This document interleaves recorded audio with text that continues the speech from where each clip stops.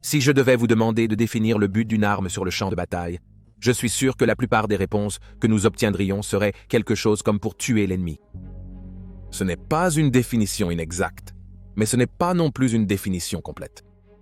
Comme l'a écrit l'écrivain George R.R. Martin, la peur coupe plus profondément que les épées et les leaders militaires à travers l'histoire ont été très conscients de ce fait. En conséquence, l'efficacité d'une arme a souvent été jugée non seulement sur son efficacité à tuer l'ennemi, mais aussi sur le niveau de peur qu'elle peut instiller chez les survivants et comment cette peur peut se propager au sein d'une armée ennemie. Historiquement, une grande importance a été accordée à rendre les armes féroces, mais au cours du dernier siècle de guerre, on a de plus en plus apprécié l'utilisation du son comme arme. Cette appréciation provient de plus de 100 ans de guerre inspirée par l'industrie, où la technologie a produit toute une série d'armes, chacune avec ses propres sons uniques qui, couplés à leur létalité, ont donné naissance à une série d'armes qui inspirent la terreur à ceux qui les ont affrontées. Dans cet épisode de Guerre du monde, nous allons explorer les sons de 4 de ces armes terrifiantes de la Seconde Guerre mondiale et examiner leur impact sur le champ de bataille et la guerre dans son ensemble.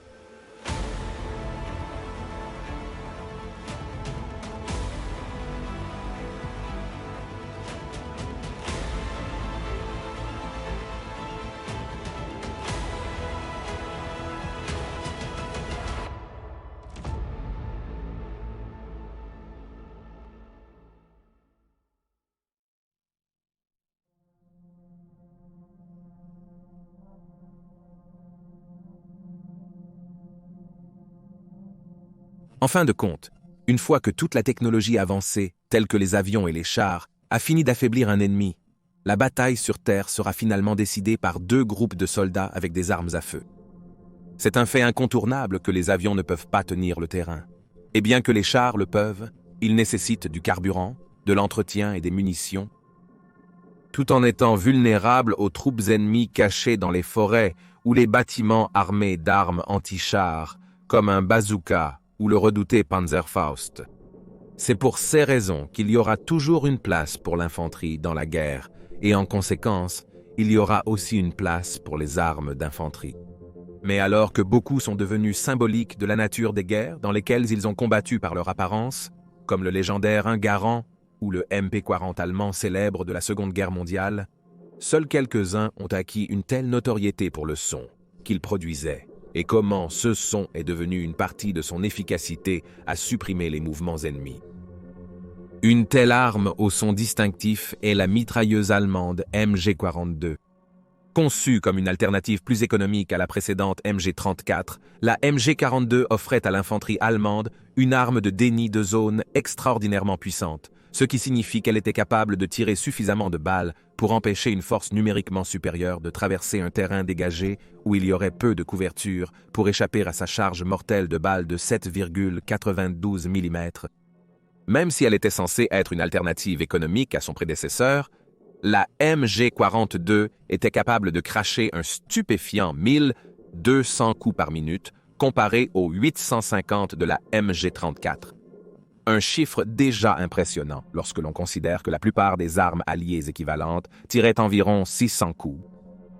Ce très haut taux de tir avait un avantage inattendu pour les Allemands, car lorsqu'il était tiré en continu, le MG42 produisait un son sourd très distinctif, ce qui signifiait que lorsque les soldats alliés se retrouvaient à l'autre bout de cette arme, ils savaient à quel point la position allemande devant eux était redoutable. Cela a instillé un certain degré de peur et même d'hésitation dans le combat, à tel point que l'armée américaine a fait des efforts pour produire des vidéos de propagande et de formation pour les nouvelles recrues, qui tentaient de minimiser l'efficacité de l'arme. Mettant l'accent sur certains de ses défauts et expliquant des tactiques qui s'étaient avérées efficaces. Une telle tactique consistait simplement à attendre que les 2 opérateurs allemands soient à court de balles et à attaquer pendant qu'ils rechargeaient, mais même cela était un mouvement risqué, car il fallait environ 3-4 secondes à une équipe bien entraînée pour recharger et recommencer à tirer. Les soldats alliés ont rapidement trouvé des surnoms pour le bruit que l'arme produisait, mais l'exemple le plus courant était la scie sauteuse d'Hitler, car les soldats américains qui venaient des usines comparaient le bruit à celui d'une scie sauteuse coupant du bois.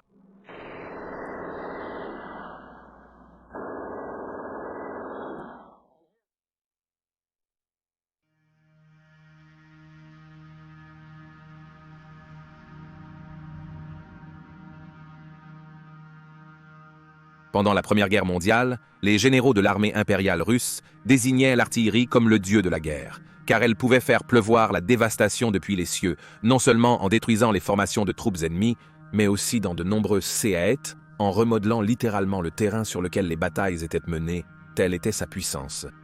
Bien que Lénine et ses forces communistes aient peut-être éliminé la plupart des anciennes méthodes impériales, après la révolution de 1917, cette haute estime pour l'artillerie était l'une des rares façons de penser qui a prévalu à l'époque soviétique.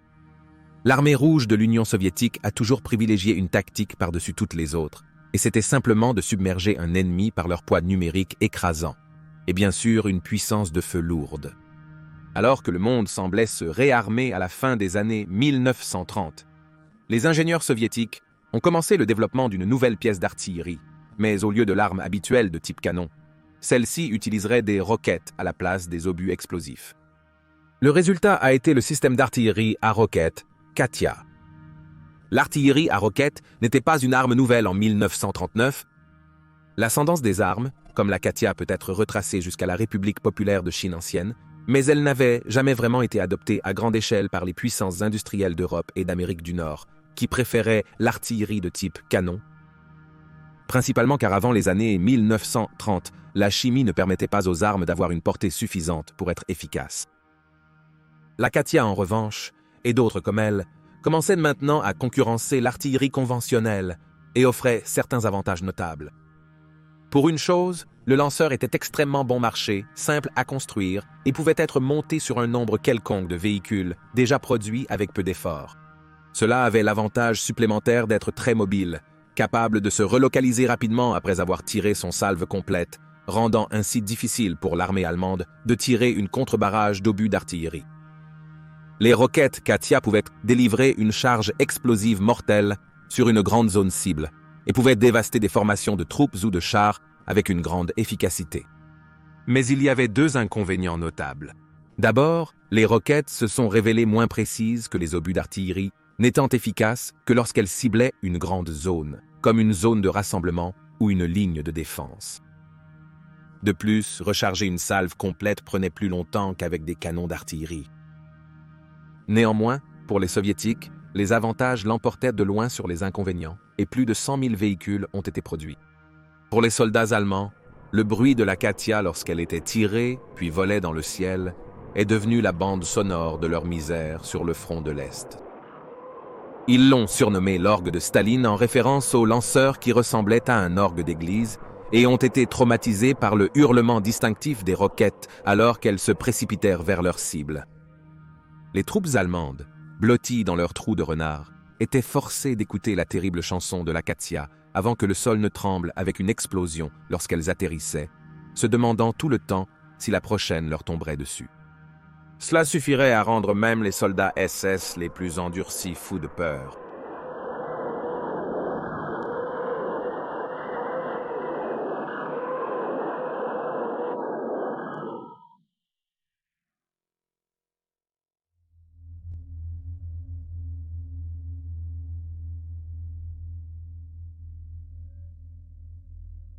« 7 septembre 1940.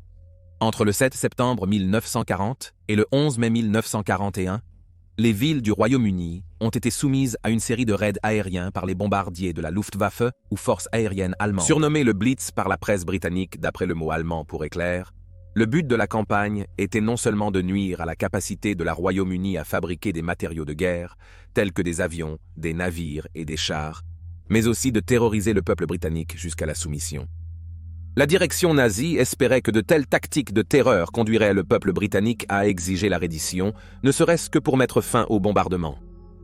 Cependant, à cet égard, cela a échoué car la seule chose que le peuple britannique a exigé de ses dirigeants était que les bombardiers britanniques se vengent contre les villes allemandes, chose que la direction britannique semblait plus qu'heureuse d'accepter.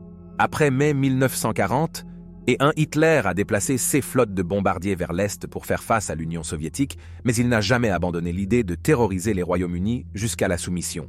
Et s'est tourné vers ses scientifiques pour produire de nouvelles armes miracles encore plus terrifiantes pour faire exactement cela. L'un des fruits de cette campagne technologiquement poussée était la bombe volante Vun. Les travaux sur l'arme ont en fait commencé à l'installation célèbre de Peenemünde, alors que les troupes allemandes consolidèrent encore leur emprise sur la République de Pologne en 1939, mais elle ne serait prête à être déployée que juste moins d'une semaine après que les Alliés aient débarqué sur les plages de Normandie en juin 1944. Le 1 était une arme simple de 27 pieds en acier soudé, avec 2 ailes en contreplaqué sur les côtés et un moteur à réaction par impulsion sur la section arrière. Le 1 était lancé depuis une grande rampe de lancement fixe et pouvait transporter sa mortelle charge militaire de 1870 livres sur environ 160 miles à une vitesse d'environ 400 miles par heure très élevée pour l'époque, ce qui signifie que la plupart des intercepteurs tels que le Supermarine Spitfire ou le P-50 et un des Mustang n'auraient que quelques miles par heure de dépassement. Heureusement, le 1 était tout sauf précis, ayant un système de navigation par compas gyroscopique primitif, mais cela ne préoccupait pas Hitler qui voulait les utiliser contre Londres et continuer sa campagne de bombardement terroriste. L'impact de ces bombes volantes sur le public était stupéfiant. Un V1 pouvait anéantir une rue de Londres, tandis que les attaques semblèrent souvent venir de nulle part, augmentant leur facteur de peur. Cependant, c'est probablement le son unique du 1 qui a eu le plus grand impact sur les habitants de la ville. Son moteur à réaction pulsée produisait un bruit sourd lorsqu'il survolait qui pouvait être entendu à des kilomètres. Mais ce n'était pas ce bruit qui inspirait réellement la peur, c'était quand le bruit s'arrêtait. Car c'est alors que le 1 commencerait sa plongée vers la terre pour infliger sa dévastation. D'un point de vue stratégique, la direction alliée savait que les 1 pouvaient faire très peu pour perturber l'invasion de la forteresse Europe.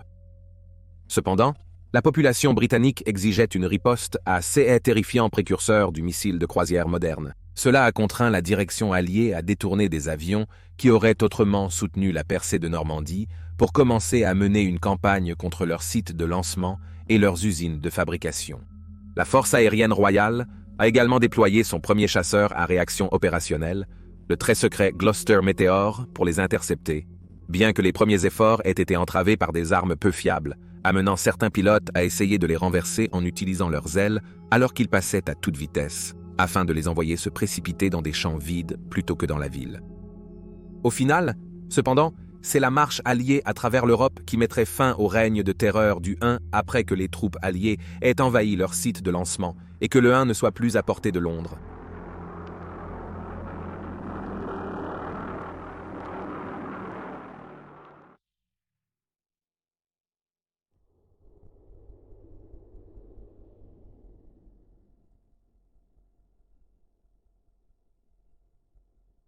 Comme nous l'avons évoqué dans l'entrée précédente, la direction de la République fédérale d'Allemagne nazie croyait fermement en l'utilisation de la terreur comme arme, mais même dans les conditions les plus optimales, le 1 n'était pas une arme véritablement efficace contre l'ennemi.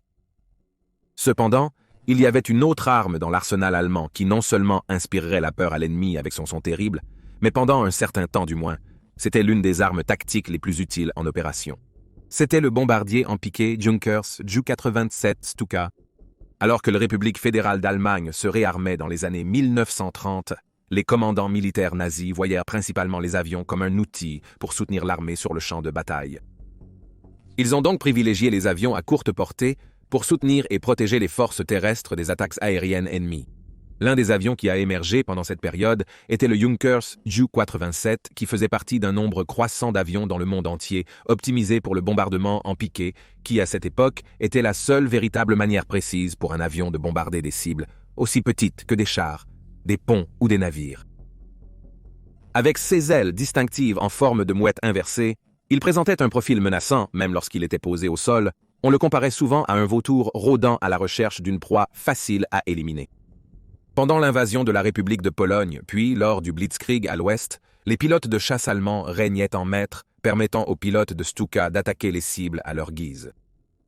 Leur précision seule était suffisamment terrifiante pour les soldats alliés, alors qu'ils bourdonnaient au-dessus avant de commencer leur plongée mortelle, mais le haut commandement allemand voulaient capitaliser sur la peur que cet oiseau de proie pouvait inspirer, et ils ont donc élaboré un plan novateur. Ils ont équipé une sirène dans les ailes qui hurlerait fort lorsque l'avion plongerait sur sa cible. La sirène était connue sous le nom de trompette de Jéricho, en référence à l'histoire biblique des murs de Jéricho, tombant après le souffle prolongé des trompettes par l'ennemi attaquant. Le but de cela était de terrifier les troupes ennemies qui entendraient le son et fuiraient, sachant que le Stuka était sur le point de détruire leur véhicule, ou laisserait en plus les troupes ébranlées par un tel choc après l'attaque qu'elles finiraient par déserter plutôt que de faire face au Stuka à nouveau. Cependant, l'installation des sirènes a eu une conséquence malheureuse pour l'avion car elle a ralenti le Stuka déjà lent de jusqu'à 20 miles par heure, les rendant plus faciles à intercepter par les chasseurs ennemis. Mais cela n'était guère préoccupant au début de la guerre, car la Luftwaffe jouissait d'une quasi-suprématie aérienne totale. Ainsi, le Stuka a pu tracer un chemin de terreur à travers l'Europe de l'Est et de l'Ouest, les Balkans et l'Afrique du Nord. Mais cela ne devait pas durer. Alors que la guerre faisait rage, la fortune de la Luftwaffe commençait à changer. Les Alliés ont bientôt commencé à produire des versions plus avancées de chasseurs tels que le Mustang américain, le Spitfire britannique et le Yak-9 soviétique, dont certains étaient presque 2 fois plus rapides que le Stuka. Pire encore pour les pilotes allemands, les Alliés bénéficiaient d'un avantage numérique massif, tandis que la formation alliée avait progressé au point où même les nouveaux pilotes étaient désormais une menace pour les pilotes nazis chevronnés. À la fin de 1944, le ciel de l'Europe appartenait aux Alliés, mais les pilotes de Stuka étaient toujours envoyés, où ils étaient attaqués par des essaims de chasseurs alliés de haute performance.